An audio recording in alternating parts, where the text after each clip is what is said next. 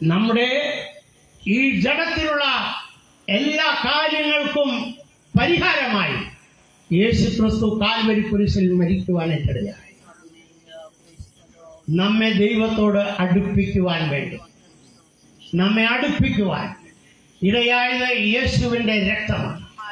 കാരണം എഫെസ്യർ 2:11 മുതൽ നമ്മൾ വായിക്കുന്നു, നമ്മൾ ഈ ലോകത്തിൽ ദൈവമില്ലാത്തവരായിരുന്നു, ക്രിസ്തുവിനെ കൂടാതെയുള്ളവരായിരുന്നു, ഇസ്രായേൽ പൗരതയുടെ സംബന്ധമില്ലാത്തവരായിരുന്നു, വാഗ്ദത്തങ്ങൾക്ക് അന്യരായിരുന്നു. 13-ാം വാക്യം, യേശുവിന്റെ രക്തം നമ്മെ ദൈവത്തോട് സമീപസ്ഥരാക്കി. ക്രിസ്തുവിന്റെ രക്തമാണ് നമുക്ക് ദൈവത്തോട് സമീപസ്ഥരാക്കി തീർക്കുന്നത്. പ്രിയമുള്ളവരെ, ഈ ലോക ജീവിതം താൽക്കാലികമാണ്. ഒരു ദിവസം നാം ഈ ലോകത്തെ വിട്ടു പോകണം. എത്ര പഠിച്ചാലും, എത്ര കാശുണ്ടാക്കിയാലും, എത്ര തന്നെ നല്ല നല്ല വിറ്റാമിൻ ഫുഡ് കഴിച്ചാലും ഏതെങ്കിലും ഒരു ദിവസം നമ്മൾ വിട്ടുപോകും. എല്ലാവരും വിട്ടുപോകും. ആർക്കും ഇഷ്ടമില്ല. കപ്പ്യാർ കേട്ട് കപ്പ്യാർക്കാണ് ദേഷ്യമാണ്. ഒരു ദിവസം ഒരു കൊട്ട ഇതിന്റെ പുറകിൽ വെച്ച് കെട്ടിട്ട് കയറിട്ടിട്ട് അദ്ദേഹം ഇറക്കിയിട്ട് പറഞ്ഞു, മറിയക്കുട്ടി പറഞ്ഞു, എന്നെ എടുത്തുകൊള്ളണമേ എന്ന് പറഞ്ഞു. അപ്പൊ കപ്പ്യാർ ബാക്കിൽ നിന്ന് വിളിച്ചു പറഞ്ഞു, മറിയക്കുട്ടി, നിനക്കുള്ള കൊട്ടതാ വരുന്നു, കയറിക്കോ. മറിയക്കുട്ടി പറഞ്ഞു, ഇപ്പോഴല്ല, എന്റെ മോളുടെ കല്യാണം കൂടി. എബ്രായ ലേഖനം 1-ാം അധ്യായം 3-ാം വാക്യത്തിൽ വായി. പക്ഷെ പാപം ഇപ്പോഴുണ്ടോ ലോകത്തില്? ഉണ്ട്, ഇല്ലേ? എന്തിനാ നമ്മുടെ ഉപവാസ പ്രാർത്ഥന? അതിന്റെ പരിപാടി കഴിഞ്ഞിട്ടുണ്ടാകും. മരണം ഇന്നുമുണ്ട്. ഒരാൾ വിശ്വാസത്തിൽ വന്ന് ഒന്ന് ചിന്തിച്ചു നോക്കിയാൽ, ഒരാൾ എഴുന്നേറ്റ് കഴിയുമ്പോൾ പിന്നെ ജീവനോടെ ശേഷിക്കുന്ന നാം മരണം കാണാതെ രൂപാന്തരപ്പെടും. അന്ന് മരിക്കുകയും ഇപ്പൊ ഇന്ന് രാത്രി ഞാൻ പിശാചിന്റെ തലയെ തകർത്തവൻ നിന്റെ അകത്തിരിക്കുമ്പോൾ പേടിക്കേണ്ട ആവശ്യമില്ല. സകല രോഗങ്ങളെയും സൗഖ്യമാക്കുന്നവൻ, ആ സൗഖ്യദായകൻ നിന്റെ അകത്തുണ്ടെങ്കിൽ രോഗത്തെ എന്തിനു പേടിക്കണം? മരിച്ചാലും ഉയർപ്പിക്കുവാൻ കഴിവുള്ളവൻ അകത്തുണ്ടെങ്കിൽ എന്തിനു നീ മരണത്തെ ഭയപ്പെടണം? ഭയപ്പെടേണ്ട ആവശ്യമില്ല. Praise the Lord, hallelujah. അതാണ് ദാവീദ് 110-ാം സങ്കീർത്തനത്തിൽ 1-ാം വാക്യത്തിൽ എഴുതിയിരിക്കുന്നത്. യഹോവ എന്റെ കർത്താവിനോട് അരുളി ചെയ്യുന്നത്, ഞാൻ നിന്റെ ശത്രുക്കളെ നിന്റെ പാദപീഠമാക്കുവോളം നീ എന്റെ വലത്ത് ഭാഗത്തിരിക്കുക. അതിന്റെ അർത്ഥം ഇന്നും ശത്രുക്കൾ കീഴടങ്ങിയിട്ടില്ല. തോൽപ്പിച്ചു യേശു, പക്ഷെ ഇല്ലാതായിട്ടില്ല. അതില്ലാതായിട്ടില്ല. എന്ന് ഇല്ലാതാകും. ഒരു ദിവസം പിശാചും ഇല്ലാതാകും.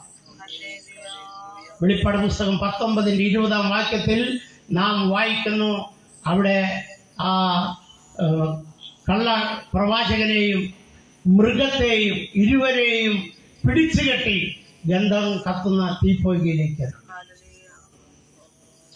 വെളിപ്പാട് പുസ്തകം 20-ാം അധ്യായം അതിന്റെ 10-ാം വാക്യത്തിൽ നമ്മൾ വായിക്കുന്നു, ഇതാ സാത്താനെ, സർപ്പത്തെ തീ ഇറക്കി കർത്താവ് ഇല്ലാതാക്കി എന്നേക്കും ആ നരകത്തിയിലേക്ക് എറിയും.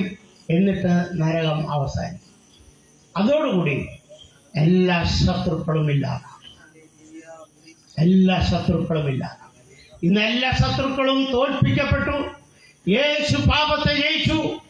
യേശു ലോകത്തെ ജയിച്ചു.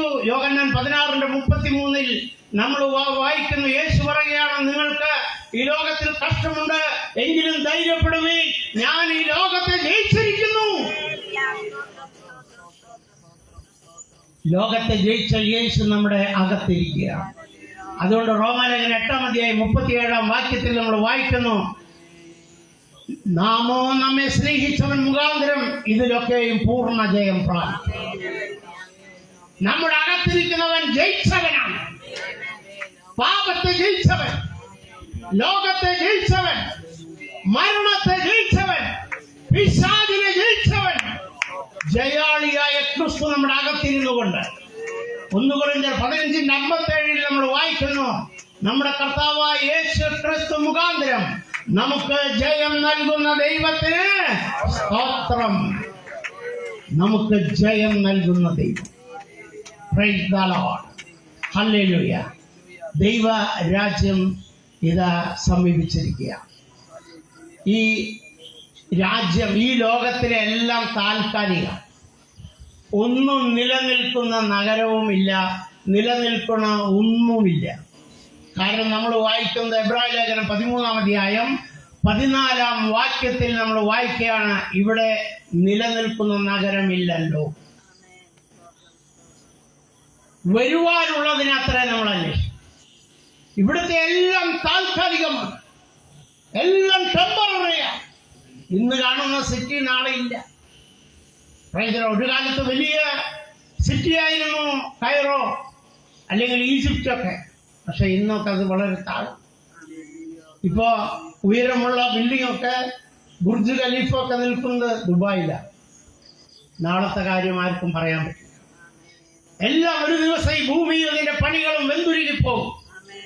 2 കൊരിന്ത്യർ 3-ാം അധ്യായം 10-ാം വാക്യത്തിൽ അവിടെ പത്രോസ്ലീഹ പറയുകയാണ്, ഭൂമിയും അതിന്റെ പണികളെല്ലാം വെന്തു, എല്ലാം ഇല്ലാതാകും.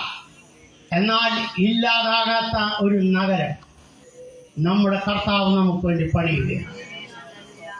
ആ ദൈവരാജ്യത്തിൽ പ്രവേശിക്കുവാൻ ആഹ്വാനം ചെയ്യുക.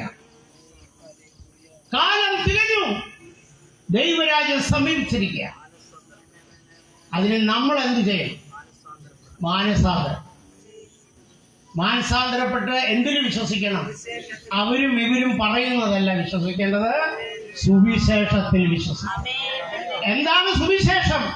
സുവിശേഷം എന്ന് പറഞ്ഞാൽ 2 തിമോത്തി 2-ാം അധ്യായം 8-ാം വാക്യത്തിൽ നമ്മൾ വായിക്കുന്നു, ദാവീദിന്റെ സന്തതിയായി ജനിച്ച് മരിച്ചിട്ട് ഉയർത്തെഴുന്നേറ്റവനായ യേശു ക്രിസ്തുവിനെ ഓർത്തുകൊള്ളുക, അതാകുന്നു എന്റെ സുവിശേഷം. അങ്ങനെ പൗലോസ് പറയുകയാണ് 9-ാം വാക്യത്തിൽ, അതിന്റെ അത് ഞാൻ അറിയിക്കുന്നതിൽ ദുഷ്പ്രവർത്തിക്കാരൻ എന്ന പോലെ ചങ്ങല ധരിച്ചുകൊണ്ട് ഞാൻ കഷ്ടമനുഭവിക്കുന്നു. ഞാനത് അറിയിച്ചു കൊണ്ടിരുന്നപ്പോൾ അവർ എന്നെ, അവിടുത്തെ മതക്കാരൻ ഒറ്റുകൊടുത്ത് എന്നെ അവർ പിടിച്ചു, എൻ്റെ കാലിൽ ചങ്ങലക്കിട്ടു, അകത്ത് ഇട്ടു. ഞാൻ ഇതിന് എന്ന് അവർ അതിൻ്റെ വിധി കൽപ്പിച്ചു. വിധി കൽപ്പിച്ചത് 150 ചാട്ടവാറായി. അത് 50 വെച്ച് തരുള്ളൂ ഒരു പ്രാവശ്യം, കൂടുതൽ ചോദിച്ചാൽ തരില്ല. 50 വെച്ച് ഒരു പ്രാവശ്യം, 3 പ്രാവശ്യം. അത് കഴിഞ്ഞ് ജയിലിലിടും. അത് കഴിഞ്ഞിട്ട് പിന്നെ നാട്ടിൽ കടത്തി വിടും, നാടുകൾ. ഇതാണ് ഞാൻ സുവിശേഷം പറഞ്ഞതിനുള്ള എനിക്കുള്ള വിധി. കാരണം അവർ പറഞ്ഞു വെച്ചാൽ, നീ ഈ പുസ്തകം കൊണ്ട് എപ്പോഴും നടക്കും, ഈ പുസ്തകം ഈ രാജ്യത്ത് പാടില്ല. അതുകൊണ്ട് ഞങ്ങൾ അങ്ങനെ വിധി വന്നു, കോടതി വിധി വന്നു. അത് ഹയർ ലെവലിൽ അപ്പീലിന് പോയി. അങ്ങനെ അവിടെ വീണ്ടും അവർ എന്നെ വിസ്തരിക്കുവാനിടയായി എന്നോട് ചോദിച്ചു, നീ ഇത് പറയുകയാണോ? അതെ, ഞാൻ പറയുകയാണ്. നീ പലരെയും ഇങ്ങനെ സ്നാനപ്പെടുത്തി? ഓ, ഞാൻ സ്നാനപ്പെടുത്തി. 727 പേരെ സ്നാനപ്പെടുത്തി. നിനക്കറിയോ ഈ ദേശത്ത് ഇത് പാടില്ല എന്നുള്ളത്? ഞാൻ പറഞ്ഞു, നിങ്ങളുടെ ഒന്നും ഞാൻ ചെയ്യണില്ല. ഞാൻ ചെയ്യുന്നത് എനിക്ക് ലഭിച്ച ഈ സത്യം ഞാൻ പലരോടും പറയുന്നു, അല്ലാതെ വേറൊന്നും ചെയ്യുന്നു. പക്ഷെ അതിവിടെ പാടില്ല. എന്തായാലും ദൈവത്തിന് കരുണ തോന്നി. അവിടെ അന്ന് ഞങ്ങളുടെ ചർച്ചിലുള്ള എല്ലാവരും പ്രാർത്ഥിക്കുകയാണ്. കാരണം പാസ്റ്റർ പിടിച്ച് ഇങ്ങനെ ആയപ്പോൾ വിശ്വാസികൾക്ക് ഒരു പ്രയാസം, അത് നാച്ചുറലാണല്ലോ. അങ്ങനെ ഹയർ കോടതി പോയി. ഹയർ കോടതിയിൽ സീനിയർ ജഡ്ജി അയാൾ കോർട്ട് റൂമിൽ ഞാനിങ്ങനെ നിൽക്കുമ്പോൾ എൻ്റെ കൂടെ അവിടെ പോലീസുകാരും അവിടുത്തെ ആൾക്കാരും ജഡ്ജി അസിസ്റ്റൻ്റ് ജഡ്ജിമാരെല്ലാം ഉണ്ട്. അയാളെന്നെ വളരെ ഷാർപ്പായിട്ട് നോക്കിയിട്ട് അവസാനം ഞാൻ വിചാരിച്ചു അയാൾ ഓക്കെ എന്ന് പറഞ്ഞു കഴിഞ്ഞാൽ പിന്നെ പിറ്റേ ദിവസം അടിയായി. പക്ഷേ അയാൾ എൻ്റെ മുഖത്ത് ഇങ്ങനെ സൂക്ഷിച്ച് നോക്കുകയാണ്. ഞാൻ സൂക്ഷിച്ച് നോക്കിയിട്ട് ഏകദേശം ഒരു 30 സെക്കൻഡ് കഴിഞ്ഞപ്പോൾ അയാൾ എന്നോട് പറഞ്ഞു, ദൈവം നിന്നെ വിട്ടയക്കാൻ പറഞ്ഞു. കണ്ടോ? അപ്പം ദൈവം ഇന്ന് സംസാരിക്കുന്നുണ്ട് കേട്ടോ. ആർക്കു വേണ്ടി? നമുക്ക് വേണ്ടി. ഇന്ന് നിങ്ങൾക്ക് വേണ്ടിയും ഈ ദൈവം സംസാരിക്കും. ഇന്നും നിങ്ങൾക്ക് വേണ്ടി സംസാരിക്കും. ആരും നിങ്ങൾക്ക് വേണ്ടി ഇല്ല എന്ന് നിങ്ങളോട് പറഞ്ഞാൽ ഇന്ന് രാത്രി ഞാൻ പ്രസംഗിക്കുന്ന യേശു ക്രിസ്തു നിങ്ങൾക്ക് വേണ്ടി സംസാരിക്കും. നമുക്ക് വേണ്ടി മധ്യസ്ഥനുണ്ട്. പിതാവിന്റെ വലത്തുഭാഗത്ത് അവൻ ഇരിക്കുകയാണ്. എബ്രായർ ലേഖനം 7-ാം അധ്യായം 25-ാം വാക്യത്തിൽ നമ്മൾ വായിക്കുന്നു, താൻ മുഖാന്തരം ദൈവത്തോട് അടുക്കുന്നവർക്ക് വേണ്ടി സദാ പക്ഷപാതം ചെയ്യുവാൻ ജീവിച്ചിരിക്കുന്നവനാകയാൽ അവരെ പൂർണ്ണമായി രക്ഷിപ്പാൻ അവൻ പ്രാപ്തനാണ്. പ്രിയമുള്ളവരെ, ഹല്ലേലൂയ, സ്തോത്രം. ഈ ലോകത്തിലുള്ളവർ പകുതി രക്ഷിച്ചെന്ന് വരാം. ഈ ലോകത്തിലുള്ളവർ നിങ്ങളുടെ സാമ്പത്തിക ബുദ്ധിമുട്ട് കുറച്ച് തന്നു വരാം. പക്ഷെ പൂർണ്ണമായി രക്ഷിപ്പാൻ ഒരുവനെ കഴിയൂ. പൂർണ്ണമായി രക്ഷിപ്പാൻ ഒരുവനെ കഴിയൂ.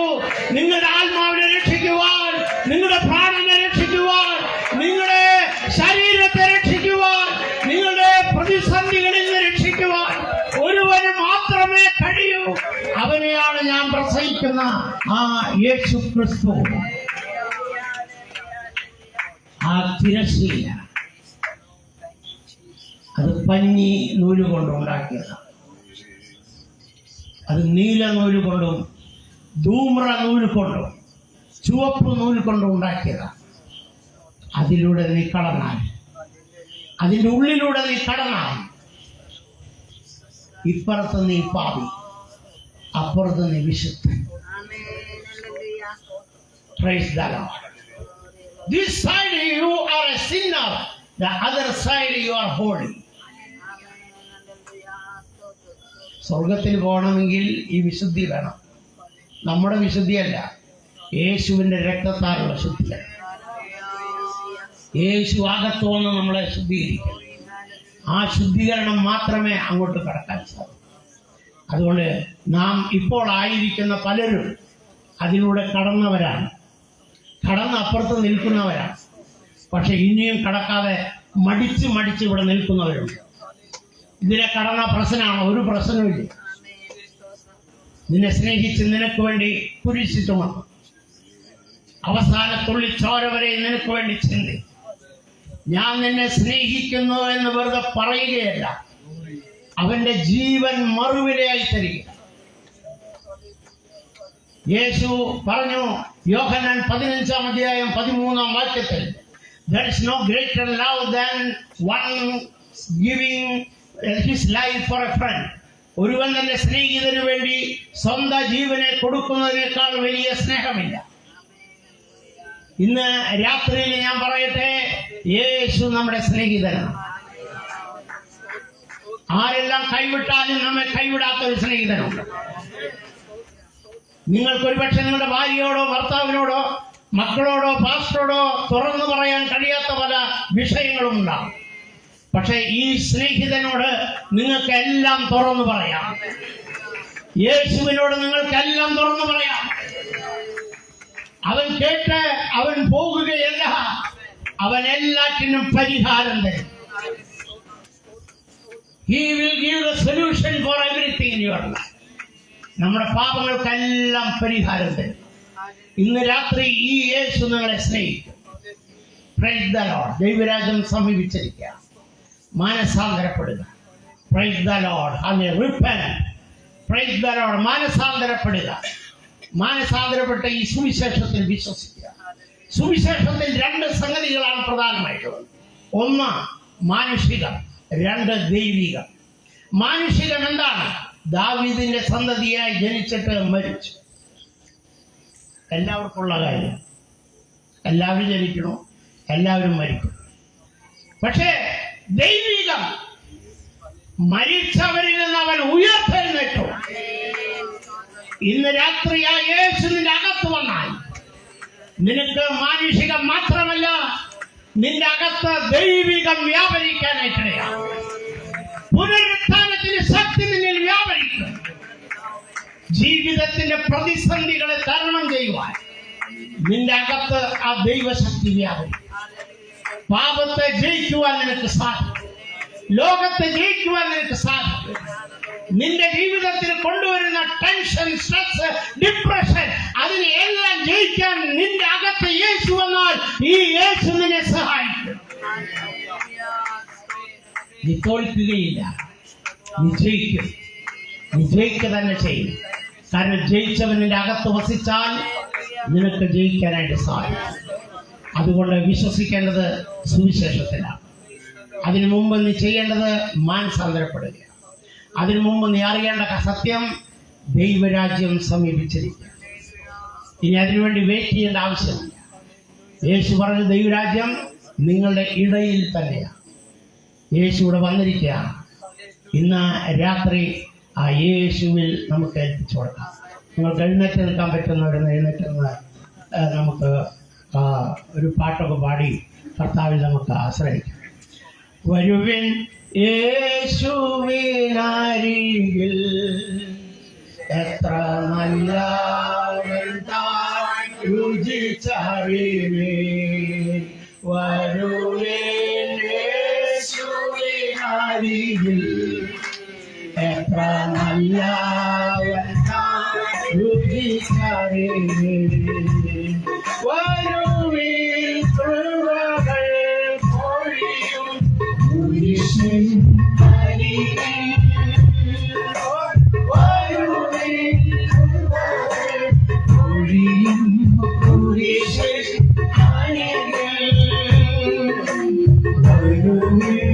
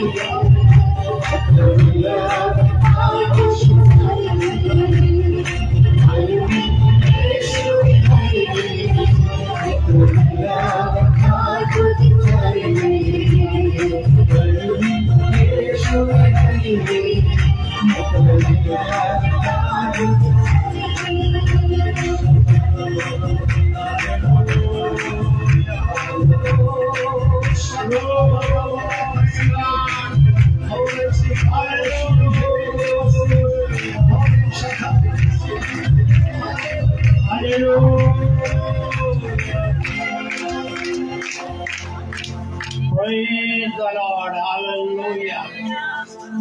ബൈബിൾ പറയുന്നു, അതുകൊണ്ട് ഇപ്പോൾ ക്രിസ്തുയേശുവിൽ ഉള്ളവർക്ക് ഒരു ശിക്ഷാവിധിയുമില്ല എന്ന റോമാലേഖനം 8-ാം-അധ്യായം 1-ാം വാക്യം.